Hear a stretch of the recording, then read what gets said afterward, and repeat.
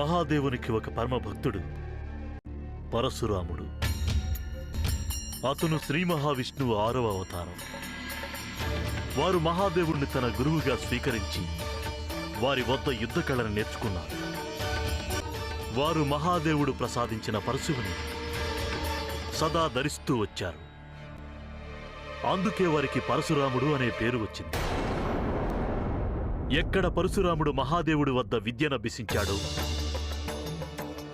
అక్కడే పరశురాముని తండ్రి అయిన జమదగ్ని ఋషి ఎన్నెన్నో పుణ్యకార్యాలు చేసేవారు. వారి పుణ్యకార్యాలకు సంతోషించి దేవేంద్రుడు వారికి కామధేనువుని కానుకగా ప్రసాదించారు. దాని ద్వారా వారు అందరినీ పోషించాలని సూచించారు. ఒకరోజు కార్తవీర్య మహారాజు జమదగ్ని మహర్షి ఆశ్రమానికి వచ్చారు. అప్పుడు ఆయన జమదగ్నిని కామధేనువు తనకు కావాలి అన్నాడు. జమదగ్ని తిరస్కరించాడు. అప్పుడు కార్తవీర్యుడు ఆగ్రహించి జమదగ్ని మహర్షిని హతమారుస్తాడు.